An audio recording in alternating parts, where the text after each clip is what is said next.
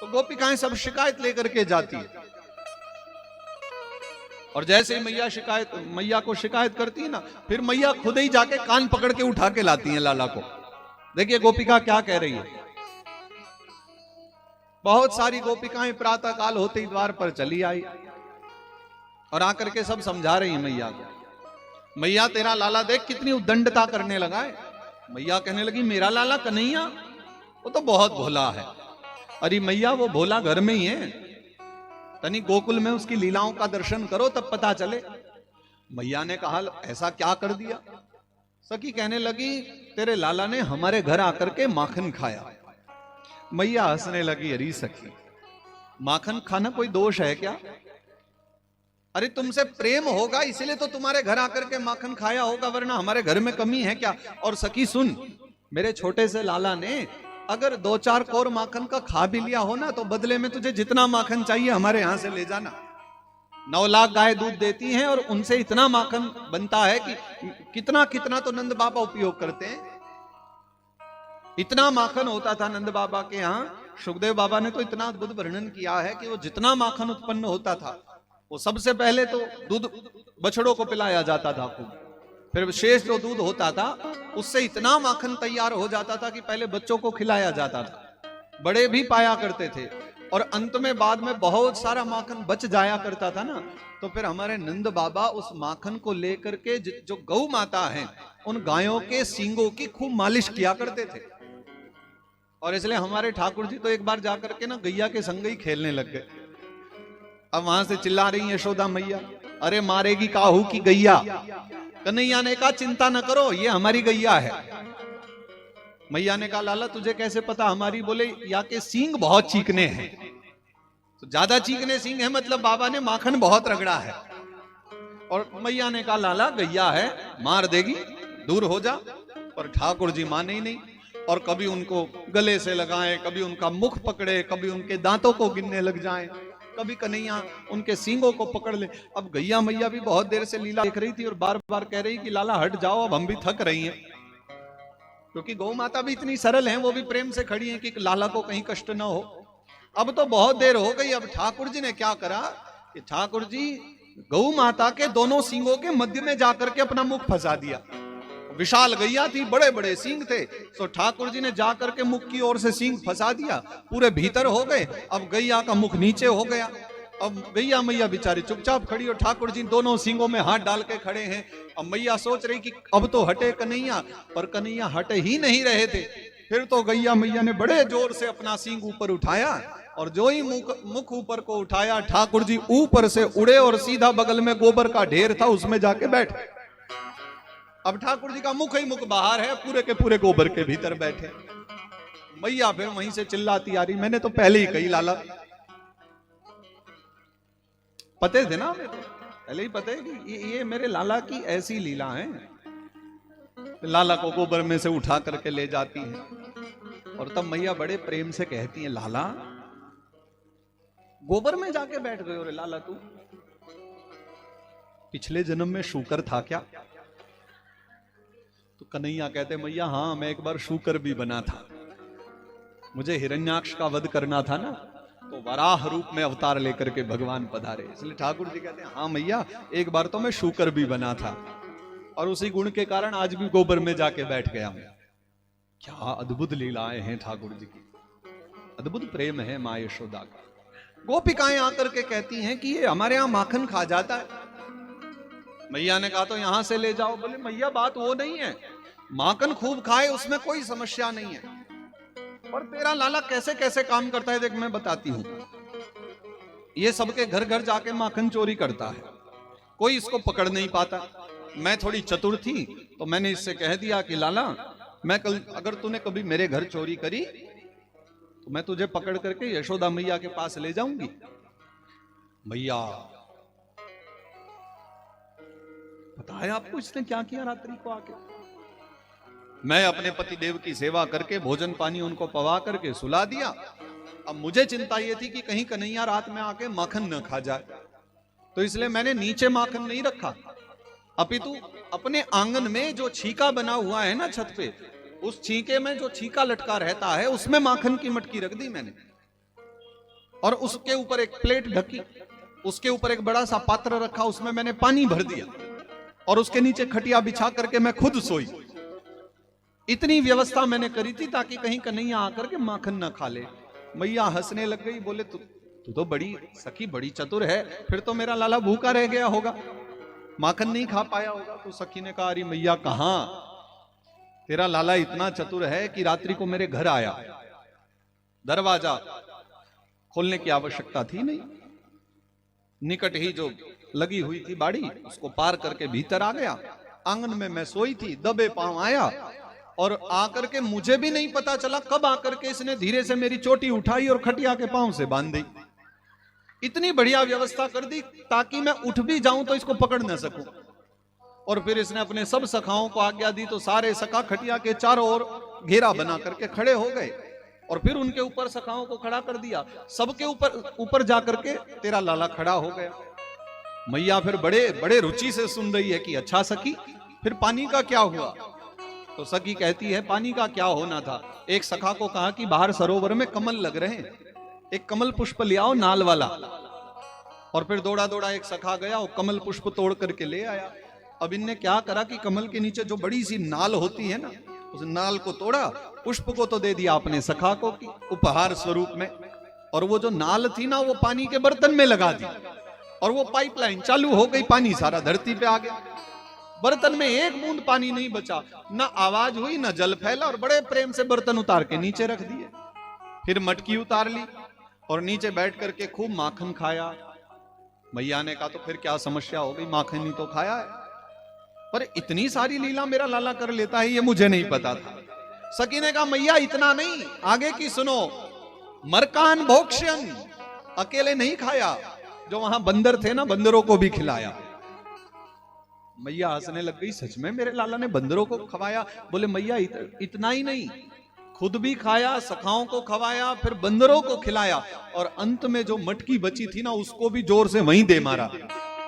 अच्छी भली, अरे कम से कम माखन खाया, मटकी तो छोड़ देता, मटकी भी फोड़ देता है, बर्तन तोड़ दिए मेरे। और फिर जैसे ही मटकी फूटी मेरी नींद खुल गई, और पर मैंने जैसे ही प्रयास किया उठने का, मैं भाग ही ना पाई। मैं तो लेटी हुई थी खटिया पर ही। वो तो बाद में मैं चिल्लाई, तब पति देव ने आकर के मेरी चुटिया खोली, तब कहीं जाकर, तब तक तेरे लाला को कहां पकड़ सकती थी, ये तो भाग गया वहां से। एक सखी ने कहा, मैया ये तो कुछ भी नहीं, तो मेरी सुनेगी ना तो विचार करेगी तेरा लाला कितना चतुर है। एक रात्रि मेरे घर भी चोरी करने आया, और सत्य कहूं तेरे लाला को मैंने रंगे हाथ पकड़ लिया। इसने भीतर आके घर में चोरी करी, मैंने दरवाजा बंद कर लिया। हम सब ने मिलकर के प्रयास किया, तब पकड़ में आया। मैया ने कहा, फिर लेकर के क्यों नहीं आए? बोले लेकर आ रही थी, बीच में गड़बड़ कर दी इसने। क्या कर दी? बोले जैसे ही हम वहां से चले, प्रातः भोर भोर का समय था, मैं इसका हाथ पकड़ करके चल रही थी। अब मार्ग में बड़े वृद्धजन भी मिल जा रहे थे, तो मैं मर्यादा रखने के लिए मैं अपने सर पर पल्लू करके चल रही थी और थोड़ा सा घूंघट किया हुआ था। अब एक हाथ में मैंने कन्हैया को पकड़ा है और अब भागी चली जा रही थी। ये पीछे पीछे चिल्लाते जा रहे थे कि अरे सखी थोड़ा धीरे चल, तनिक धीरे धीरे चल, तेरे तो बड़े बड़े पांव हैं, मेरे तो छोटे छोटे पांव हैं। तो मैंने इसकी बात सुन के धीरे धीरे चलने लग गए। और तभी हम चले जा रहे थे, मैं तो यहां लेकर आ रही थी इसको, और तभी पता है क्या हुआ?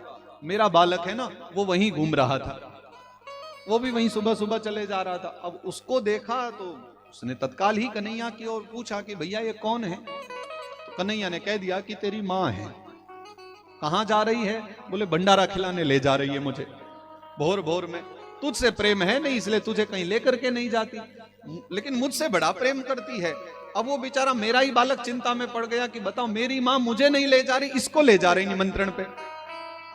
तो वो बड़ा दुखी हुआ। तो कन्हैया पर उससे कहता है कि भैया तुझे जाना है क्या निमंत्रण में? तो कहने लगा कि भैया ब्राह्मण के छोरा हैं हम, निमंत्रण कैसे छोड़ सकते हैं, कृपा हो जाए तो बड़े आनंद रहे। तो बोले मेरे ही छोरा को कन्हैया ने कहा कि भैया तू इधर आ, मैं व्यवस्था करता हूं। और एक खुसुर फुसुर इतनी हो रही थी कि मैं तो घूंघट करे चली जा रही थी आगे आगे, और ये सारी लीला पीछे हो रही है। और तब पता है यशोदा मैया, तेरे लाला ने मुझसे कहा कि अरे ओ सखी, तूने मेरा हाथ इतनी जोर से कस के पकड़ा है ना कि हाथ जलने लग गया। तू कितनी कठोर और मैं कितना कोमल। एक काम कर, मैं नहीं कहता कि तू मुझे पकड़ के ना ले जा, पर इतनी कृपा कर कि ये हाथ छोड़ दे और ये वाला पकड़ ले, ये बहुत जल रहा है।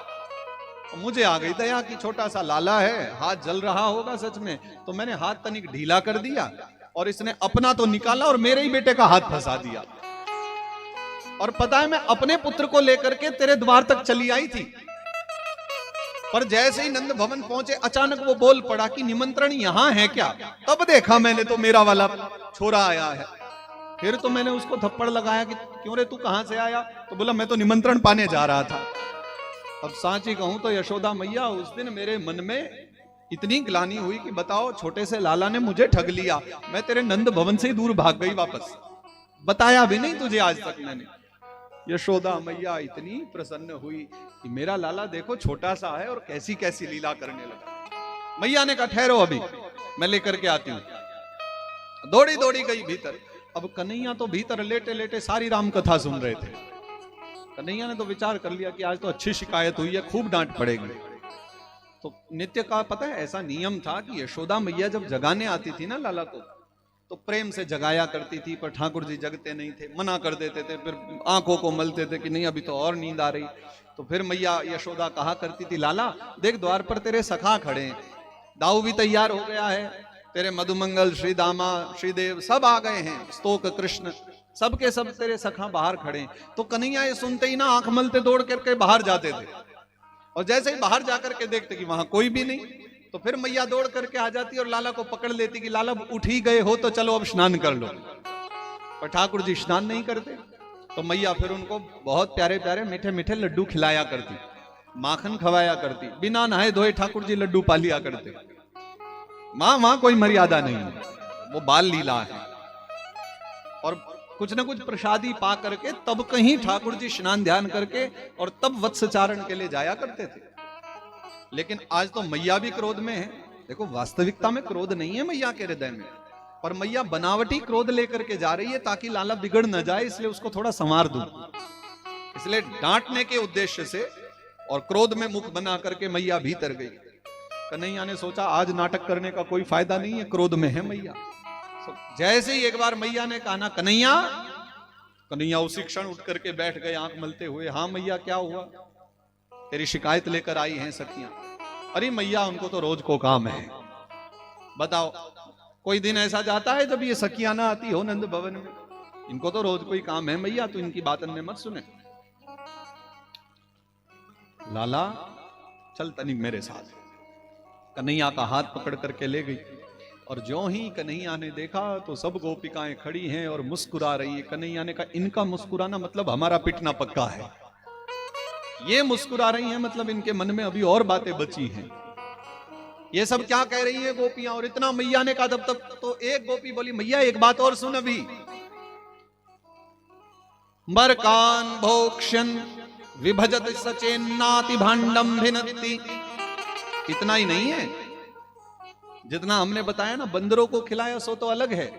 नाति भांडम भिनत्ति, हमारे घर आकर के हमारे जो बर्तन हैं उनको भी फोड़ जाते हैं, मटकी को फोड़ जाते हैं। तो एक सखी ने कहा रही मैया ये तो कुछ भी नहीं है, तो मेरी बात सुनेगी ना? तो सुनती ही रह जाएगी। वत्सान मुंचन क्वचिद समये क्रोश संजात हास। मैया ने कहा ये और क्या करते हैं? तो सखी कहती है वत्सान मुंचन क्वचिद असमये। अरे हमारे घर आया और हमसे आकर के कहने लगा कि सखी मुझे माखन खवाए दे। मैंने कह दी कि लाला अभी माखन तैयार नहीं है, नेक पीछे आ जाइयो फिर खवाए दूंगी, माखन में कहा है।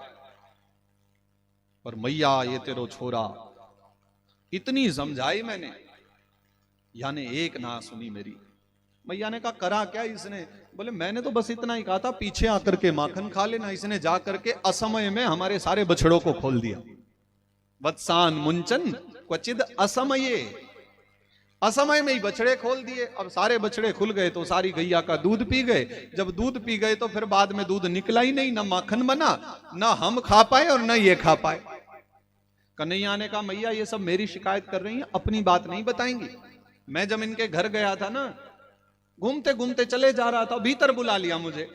और भीतर जैसे ही गया तो मैंने देखा वहां बहुत अच्छी छाछ रखी है। तो मैंने कह दी कि अरे सखी ने छाछ पिवाए दे। भैया आपको पता है इन्होंने क्या किया? भैया ने कहा लाला क्या किया? कन्हैया कहते हैं कि मैं इस गोपी के घर गया और जब जैसे ही छाछ मांगी ना, तो ये गोपिका कहती है कि कन्हैया पहले थोड़ा ठुमक ठुमक के नाच करके दिखाओ, और जब नाच के दिखाओगे ना तब तुम्हें छाछ पिलाऊंगी। ताही अहीर की छोहरिया छछिया बर छाछ पे नाच नचावे। और वो थोड़े से छाछ के लिए ठाकुर जी नृत्य कर रहे हैं, और नृत्य कर करके ठुमुक ठुमुक करके दिखाते हैं, तब ठाकुर जी को छाछ पीने को मिलती है। ऐसी अद्भुत लीला करते हैं। फिर गोपिका सब शिकायत कर रही हैं, वत्सान मुंचन क्वचित समय क्रोश संजात हासा। और इतना ही नहीं, हम ये जो हमसे कहते हैं, अगर हम इनकी बात ना माने ना तो पल भर में क्रोधित हो जाते हैं। मैया ने कहा बस आज तो बहुत हो गया, आज मैं अपने लाला को अच्छी शिक्षा दूंगी। आज इसने इतनी शिकायत आई है ना, अब तो इसमें इसको सजा मिलनी चाहिए, दंड मिलना चाहिए। और जो ही मैया क्रोधित हुई, कन्हैया समझ गए कि अब तो पिटाई हो सकती है। मैया बड़े क्रोध में, तो एक उपाय बचा फिर तो कि भैया अब हंसना छोड़ो, रोना आरंभ कर दो। और मैया कुछ करती उससे पहले तो ठाकुर जी रोने लग गए। और जैसे ही ठाकुर जी ने रोना आरंभ किया, सारी गोपियों का जो हृदय है बहुत विवल हो गया। ये सब ठाकुर जी को रुलाने नहीं आई है, ये सब ठाकुर जी को दंड दिलाने नहीं आई है। और सत्य कहूं एक बात, सुखदेव बाबा कहते हैं कि इतना तो भगवान ने किया भी नहीं था जितना गोपियां सुना के चली गई। अब इतनी तो हमने चर्चा भी नहीं की, सुखदेव बाबा ने बहुत कुछ बताया है। गोपियां कहती हैं हमारे घर आके हमारा घर गंदा कर जाता है, लिपे पुते चौका को खराब करके चले जाता है, बहुत सारी बात बताई गोपिकाओं ने। वो सत्य नहीं है, ये गोपिका झूठी शिकायत कर रही हैं ताकि यशोदा मैया लाला को बाहर ले आए और डांट लगाए। और जैसे भी डांट पड़ती है कन्हैया रोने लग जाते हैं। उसी क्षण फिर सब गोपिका कहती अरे यशोदा मैया लाला को मत डांटो, अरे कोई बात नहीं, हमारा ही तो लाला है, अरे माखन खा लिया तो क्या हुआ, हम तो और भी खवा देंगी, तो लाला को डांट मत लगाओ। मैया कहती अगर डांट लगानी ही नहीं है, समझाना ही नहीं है, तो फिर शिकायत लेकर के क्यों आई हो। गोपिका मनी मन कहती मैया क्या बहाना बताएं, एक यही तो बहाना है जिससे नित्य प्रति ठाकुर जी का दर्शन हो जाता। सब गोपियों को विदा कर दिया मैया ने, और तब अपने लाला के आंसू पहुंचे और प्रेम से समझा रही है लाला ऐसे दूसरों के घर नहीं जाया करते। अरे अपने घर में माखन की कोई कमी है क्या?